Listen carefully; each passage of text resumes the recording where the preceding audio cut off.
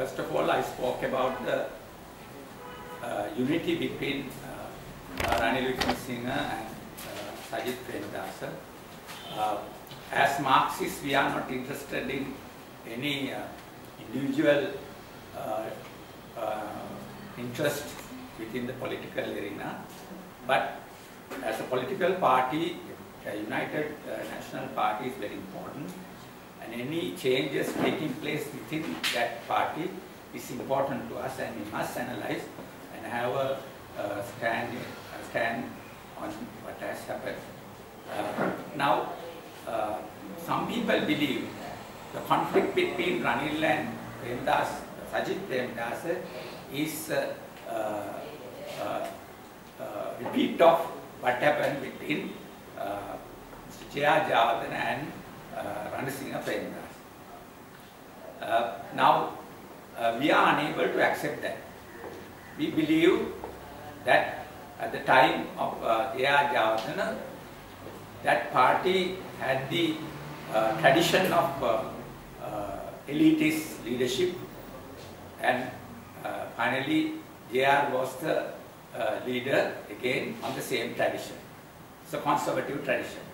But at the same time, within that party, new leaders like Premadasa emerged on the basis of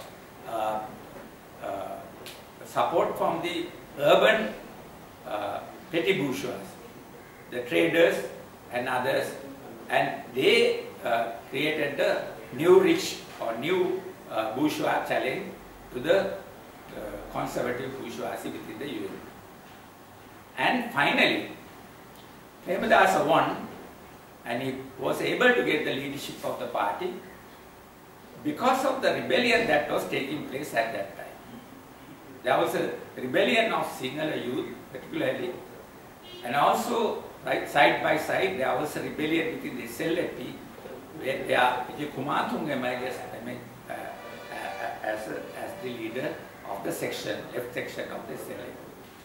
In that scenario, obviously Premadasa had the backing of the urban petty bourgeoisie, and he was able to change the leadership and grab the leadership of the UNP from the elitist section. Now, if you compare that to what happened recently within the UNP, it is not possible for us to agree that Ranil represents a conservative tradition of the same type as J.R. Jayawardena. He comes from a different background. He's maybe J.R. Jayawardena, no doubt, but his father was important Sama Samaj leader, who was a member of the Central Committee, and he played a very important role during that period in politics.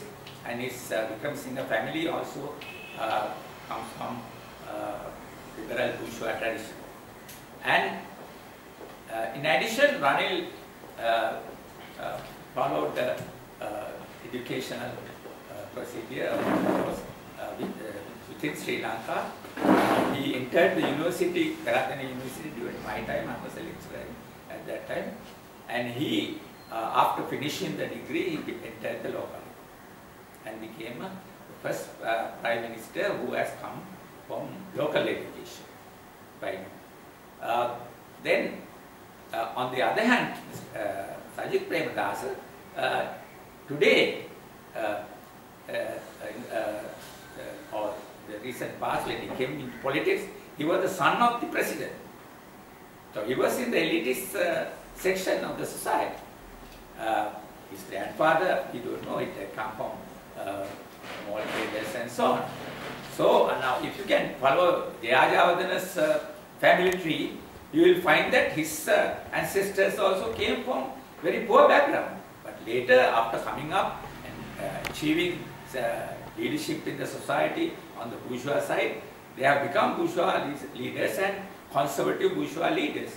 Similarly, Sajith Premadasa is a leader who emerged from an elitist family. Therefore, we can't put the same background or the picture for the conflict between Ranil and Sajid. We have to look into the politics of the two people. We find that Ranil certainly came to limelight and already gone into history as the leader who signed a peace agreement with the LTT. As such, he is a leader who played a role, important role in the process of devolution. And that is his landmark. And in fact, among the Sinhala races, he is classified as Kotiran. That is the nickname he has achieved due to his politics. So he represents even today and also he can win the support of Tamils, Muslims and other smaller communities in the society. And his support among the Sinhala society is restricted to the rational understanding section of the bourgeoisie. So, on the other hand, if you look at Sajid, he is not based in urban society. He has gone back to Hambantota, and in that area he has built a following. So he represents the Sinhala petty bourgeoisie of the down south. So he is a leader among the Sinhala petty bourgeoisie, and he represents the wing which is affiliated to the Sinhala Buddhist campaign. So that the unity between Ranil and Sajid is a contradictory get together, and we are watching whether Ranil will be able to retain his leadership among the Tamils and Muslims and other small communities as a leader who has stood for devolution, or whether it is will be impaired by Sajid's presence. That is what important to us. We are, as a party, stood for devolution and right of self-determination of the Tamil people since 1974. We are interested in what is happening to other parties, in particular whether they are moving towards devolution or not. In that sense only we are interested in the unity of the two leaders, Ranil and Sajid. In fact, in the scenario, TNA has got a new leadership, and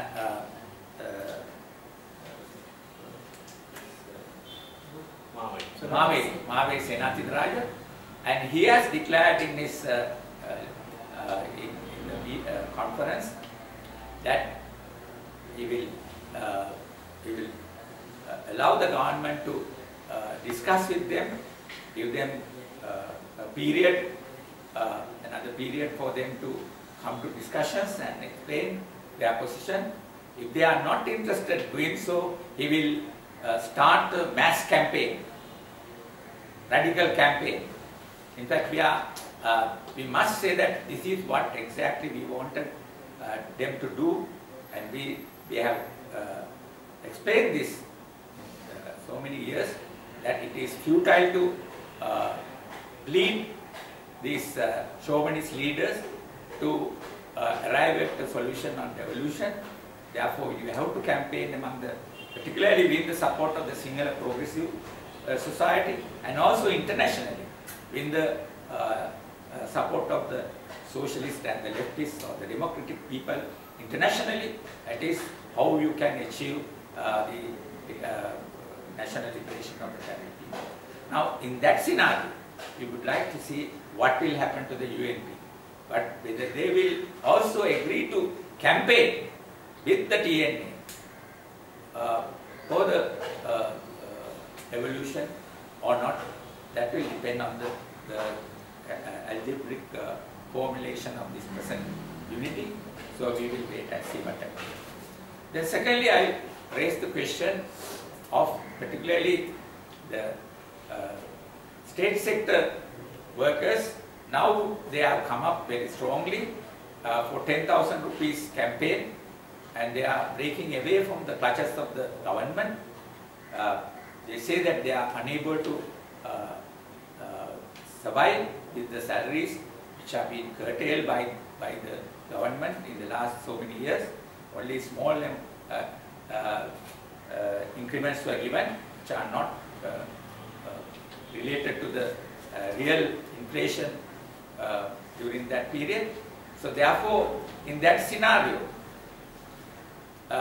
we are sad to see in the funeral of Bala Thamka, the great working class leader who was a Samsamajist, a Trotskyist, and who never agreed to coalitions and compromise with the bourgeoisie. In his funeral, the government leader, most prominent leader in the parliament, and also he is a chauvinist politician, Dinesh Gunawardene, was given a speech. But when we were discussing this funeral, Comrade Daniel came and asked me whether I could speak in the funeral. I said yes, I would like to. I would be glad to do that, because as a Trotskyist and the fourth international leader in Sri Lanka, I would be glad to represent our international and do a speech. But then later she came and told me that politicians are not allowed. They will not be given speeches in the funeral. Therefore, I cannot be included. But unfortunately, we found that government leader in the parliament is given a speech in this